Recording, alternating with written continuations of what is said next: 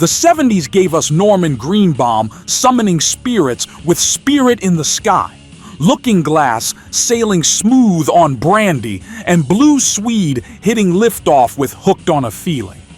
But that was only the beginning.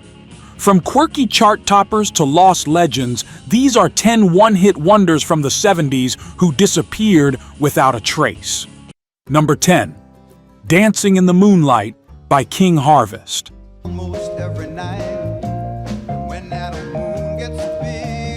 A laid-back groove with cosmic charm kicks off our countdown with King Harvest's 1972 classic, Dancing in the Moonlight. This band formed in Paris of all places, made up of American musicians trying their luck overseas. The song had already existed in a previous version by Bafalongo, but when keyboardist Sherman Kelly brought it to King Harvest, they transformed it into soft rock gold.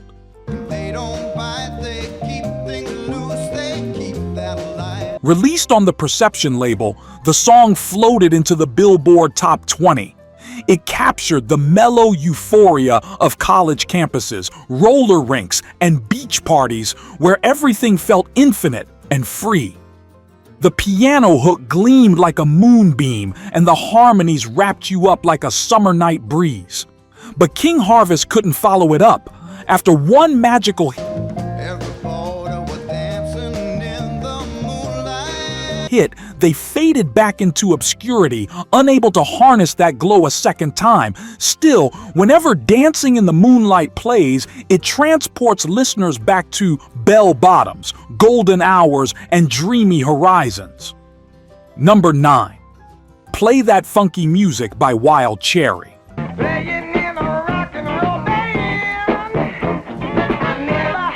Cranking up the energy, we hit number 9 with Wild Cherry's 1976 monster groove, Play That Funky Music. Originally a hard rock band from Ohio, Wild Cherry was used to cranking amps and chasing riffs. But one night, after hearing yet another fan shout, "Play some funky music, white boy," frontman Rob Parisi turned the heckle into a hook.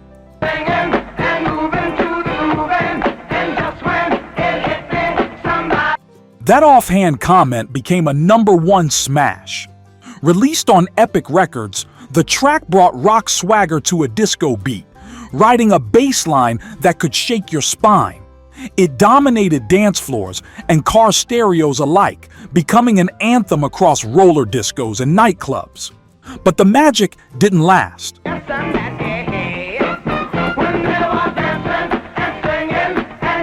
The band couldn't replicate the sound or the success. Follow-ups fizzled and Wild Cherry was gone as fast as they had arrived. Still, Play That Funky Music lives on. From weddings to movies to karaoke nights, it's a funk rock staple that refuses to fade.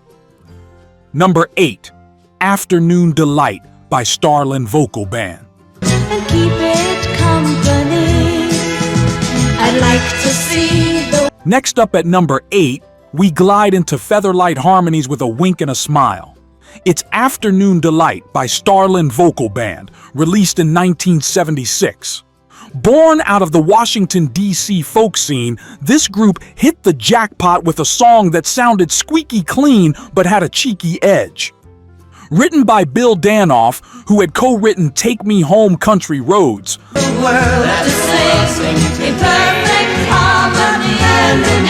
the lyrics celebrated a midday rendezvous in language sweet enough for radio but spicy enough for knowing smiles.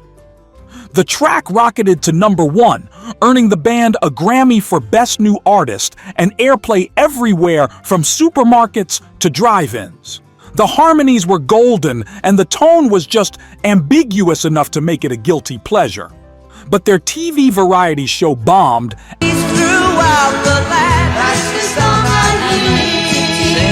and no second hit followed.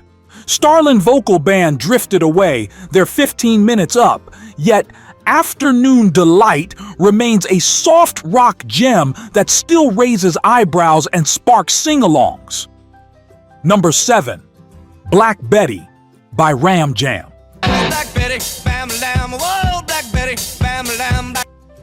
At number 7, A track with roots in American folk collided with hard rock to create a head-banging classic. It's Black Betty by Ram Jam, released in 1977. The song's origins date back to the early 20th century as a traditional African-American work song. Bam-a-lam, she really gets me high. Bam-a-lam, you know that's no lie. Bam-a-lam, she... Ram Jam, led by guitarist Bill Bartlett, gave it a fierce electric jolt, layering thundering drums and snarling guitar over the original structure. The result was a rocket-fueled single that blasted onto rock radio and stirred up controversy. Some groups pushed back against the lyrics and the song's racial overtones, while others embraced it as a powerful revival. Betty, Bam-a-lam, she's from Birmingham. Bam-a-lam, way down in Alabama. Bam-a-lam. Despite the buzz, Ram Jam never found a second hit. Creative clashes and lukewarm follow-up releases saw the band burn out fast. But Black Betty continues to surge through time. From sports arenas to remixes, that Bam-a-lam has become a timeless war cry. Number 6. Magnet and Steel by Walter Egan.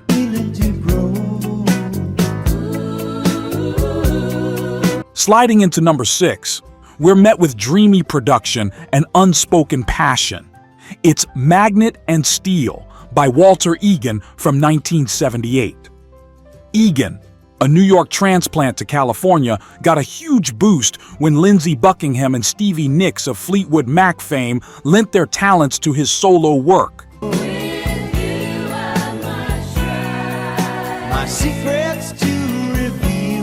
Stevie Nicks provided backup vocals, and her presence helped give the track its ethereal, hypnotic tone. Magnet and Steel peaked at number 8 and quickly became a staple on FM radio. Its romantic pull and lush textures made it a favorite for late-night drives, dorm room romances, and mixtapes labeled Summer '78. But Egan never replicated that success. Despite a few more releases, he faded from the spotlight, leaving this song as his signature shimmer.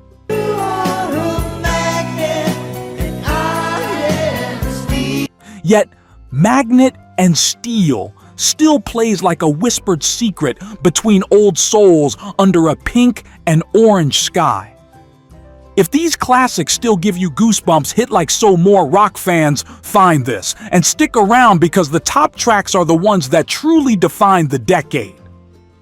Number 5, Shannon by Henry Gross.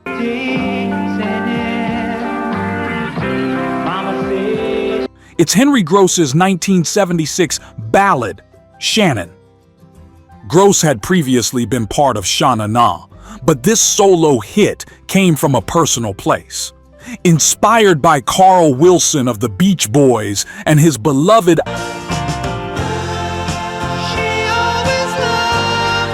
Irish setter named Shannon, the song became an unlikely elegy for pets and people alike. Bathed in lush harmonies and drenched in bittersweet emotion, Shannon floated up to number 6 on the charts. It became a surprise soft rock favorite and a go-to tear-jerker. But the follow-up singles never caught fire.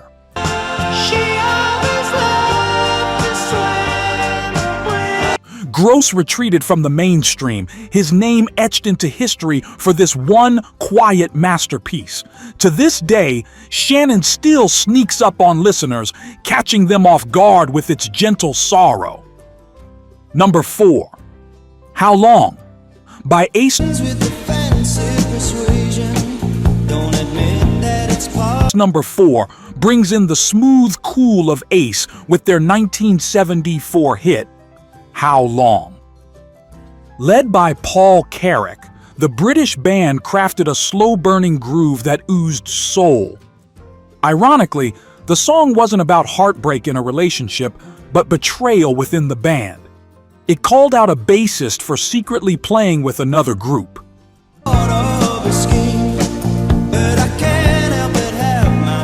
Released on Anchor Records, How Long slid into the US top 5 and made Carrack's silky voice an instant standout.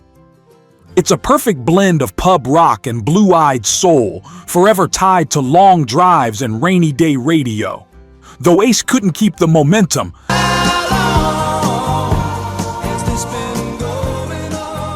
Knack went on to sing for bands like Squeeze and Mike plus the Mechanics, and built a respected solo career. Still, How Long remains the band's sole hit, a velvet bullet from the heart of the 70s. Number 3. Escape, the Piña Colada song by Rupert Holmes. We'd been together too long. Like a worn-out At number 3, we're greeted by an unexpected love story told with tropical flair. Rupert Holmes' Escape from 1979, better known as the Piña Colada song, was clever, catchy, and full of surprise. Holmes, a seasoned composer, wrote the song about a man bored in his relationship who answers a personal ad. sounds kinda mean, but me and my old lady. Only to discover he was unknowingly corresponding with his own partner. Released on Infinity Records, it became the final #1 song of the 1970s. Critics were divided, but the public fell hard for its narrative twist and breezy vibe. Though Holmes had other talents in theater and writing, he never found another pop hit.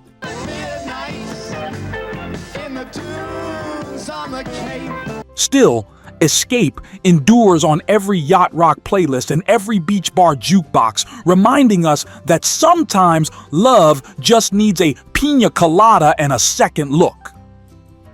Number 2. My Sharona by the Knack.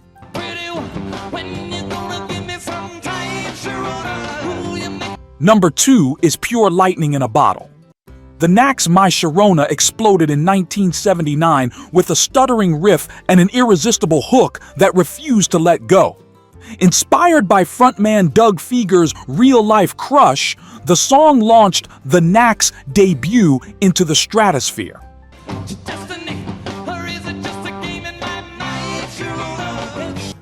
Capitol Records hadn't seen a debut single sell that fast since the Beatles.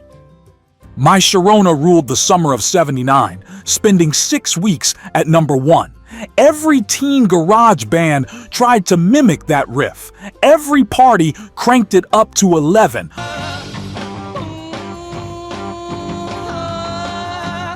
But backlash came quick. Critics called the band derivative and hype-choked. Their follow-up album flopped and the band faded.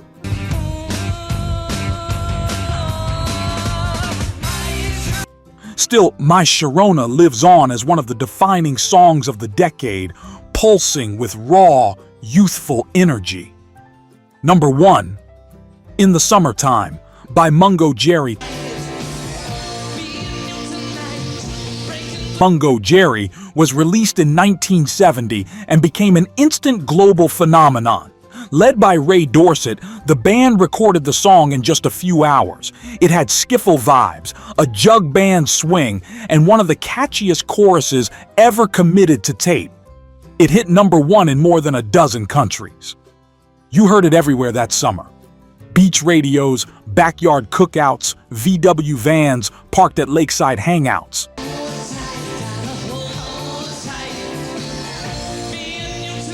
But Mungo Jerry never landed another international hit.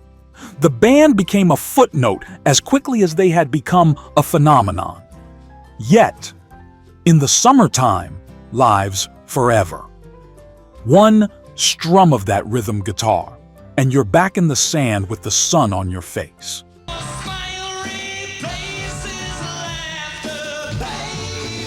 If that brought back memories, tap like and subscribe to keep the classics alive. From arena-shaking anthems to forgotten gems, these songs prove why rock's golden era will never die. Next up, 10 one-hit rock wonders from the 60s who disappeared without a trace. It's waiting for you on screen.